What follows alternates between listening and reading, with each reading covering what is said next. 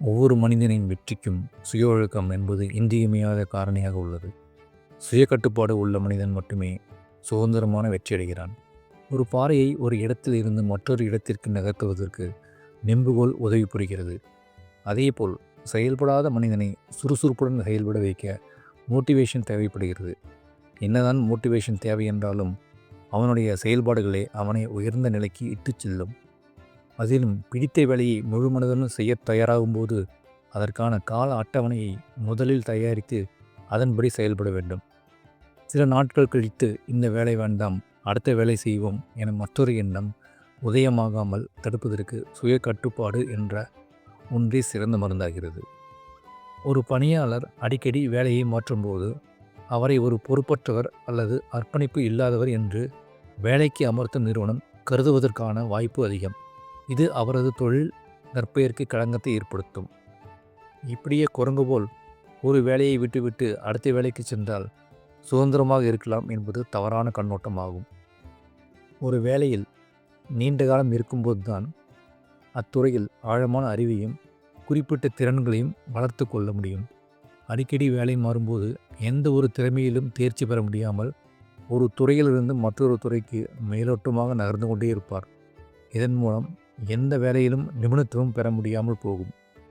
ஒரு நிறுவனத்தின் இலக்குகள் மற்றும் கலாச்சாரத்துடன் இணைந்து பணியாற்றும் அனுபவம் அவசியம். அடிக்கடி வேலை மாறுபவர்களுக்கு இந்த திறன்கள் முழுமையாக கிடைக்காமல் போகும்.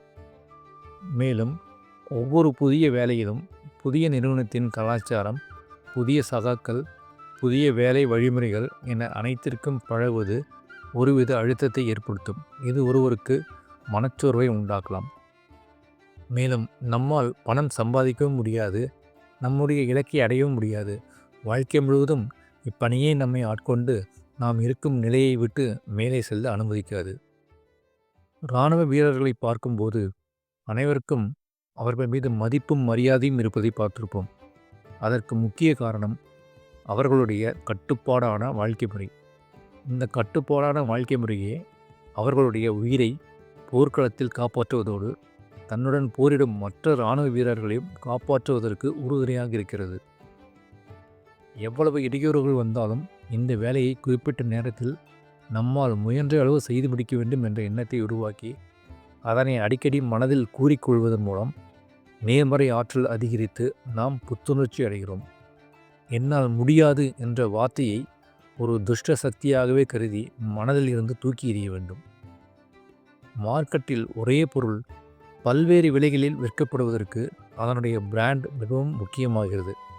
அதேபோல் நாம் வேலை செய்யும் இடத்திலும் நம்முடைய ஊதியத்தை நிர்ணயிப்பது நம்முடைய செயல்பாடுகளே. அத்தகைய சிறந்த செயல்பாடுகளுக்கு நம்முடைய சுய ஒழுக்கங்களே பின்புலமாக இருக்கின்றன. சுருக்கமாக, வேலை மாறுவது சில சமயங்களில் அவசியமானதாக இருக்கலாம். ஆனால் அடிக்கடி அதை ஒரு பழக்கமாக மாற்றுவது ஒருவரை குறுகிய கால லாபங்களுக்காக நீண்டகால வளர்ச்சி வாய்ப்புகளை பறிகொடுக்கச் செய்யும். இது ஒருவரின் வாழ்நாள் இலக்குகளை அடைவதை தடுத்து அவரை ஒரு குரங்கு மனப்பான்மை கொண்டவராகவே இருக்கச் செய்துவிடும். இது ஒரு சுதந்திரம் அல்ல, மாறாக நிரந்தரமான நிதி ரீதியான மற்றும் தொழில் ரீதியான தேக்க நிலைக்கு வழிவகுக்கும். நம்முடைய சிறந்த நாளின் தொடக்கத்தை சூரிய ஒளிக்கு முன்பாக எழுந்து நம் அன்றாட பணிகளை ஆரம்பிக்க வேண்டும். காலை வேளையில் நம்முடைய மனதிடம் இன்றைய நாள் எனக்கு கிடைத்த வரம், இந்த 24 மணி நேரத்தில் நான் தோற்கக்கூடாது, நான் செய்யும் வேலைகள் அனைத்தையும் மகிழ்ச்சியாகவும் முழு ஈடுபாட்டுடனும் செய்வேன், எத்தகைய இடையூறுகள் வந்தாலும் எந்த வேலையிலிருந்தும் பின்வாங்க மாட்டேன் என மனதிற்குள் கூறிக்கொள்ள வேண்டும். இதனை நாளடைவில் கடைபிடிக்க ஆரம்பிக்கும் போது நம் மனதின் ஆழமான வார்த்தைகளாக உருமாறி நம் உடலில் உள்ள மூளைக்கு சென்று நரம்பு தசைகளில் புத்துணர்ச்சி பரவ ஆரம்பித்து வெற்றி பாதையில் தொடர்ந்து பயணிப்போம் என்பதில் சந்தேகமே வேண்டாம். ஏழையாகவும் பணக்காரனாகவும் கூட இருந்து விடலாம். ஆனால் ரெண்டும் கெட்டானாக நடுத்தர வாழ்க்கையில் சிக்கியவர்களின் நிலைமைதான் ஒவ்வொரு நாளும் திண்டாட்டமாக மாறுகிறது.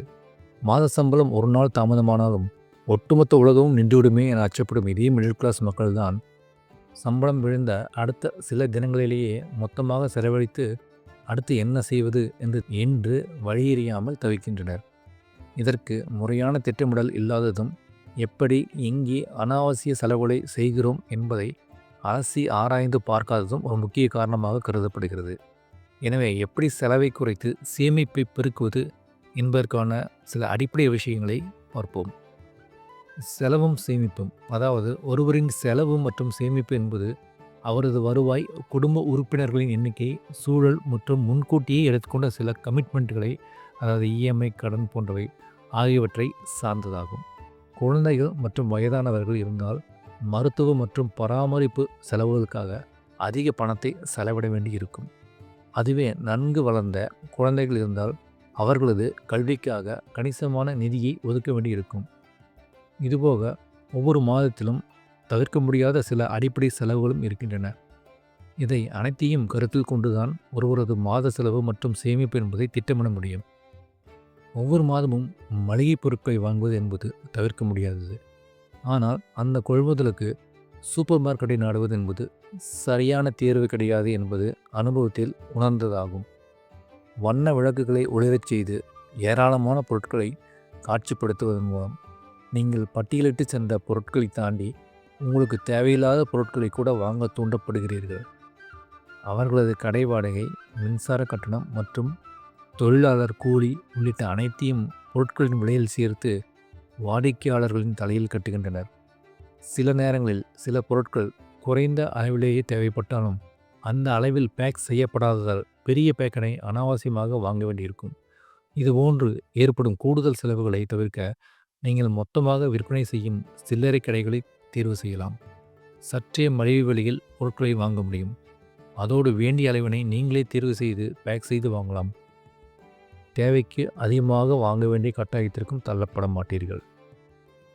பணத்தை பார்த்துதான் செலவு செய்ய வேண்டும் என்பார்கள்.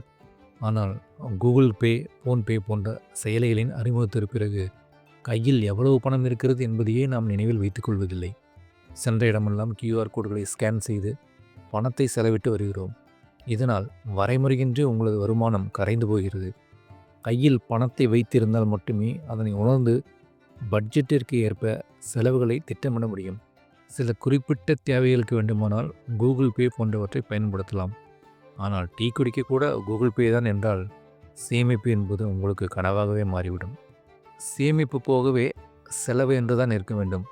ஆனால் சம்பளத்தில் ஒவ்வொரு ரூபாய்க்கும் செலவு இருப்பதால் நடுத்தர மக்களுக்கு அது சிரமமாக தெரியலாம். இதன் காரணமாகவே மாத கடைசி வரட்டும், அப்போது ஏதேனும் மிச்சம் இருந்தால் அதனை சேமிப்பாக மாற்றிக்கொள்ளலாம் என கருதுகின்றனர். இது மிகப்பெரிய தவறாகும். முதலில் சேமிப்பிற்கான பணத்தை ஒதுக்கி வைத்த பிறகே செலவுக்கான கணக்குகளை தொடங்க வேண்டும். இல்லையெனில் இந்த மாதம் அதிக செலவிருக்கிறது, அடுத்த மாதம் சேமிப்பை பார்த்து கொள்ளலாம் என தட்டி கழித்து கொண்டே செல்ல அதிக வாய்ப்புகள் உள்ளது. நான் சொன்ன இந்த விஷயங்களை ஃபாலோ செய்வது கொஞ்சம் சிரமம்தான். ஆனால் முயற்சி செய்துதான் பார்ப்போமே. உழைத்து சம்பாதிக்கும் பணத்தை முறையாக பயன்படுத்துவதோடு தேவைகளை உணர்ந்து சேமிப்பது என்பதும் அவசியம்.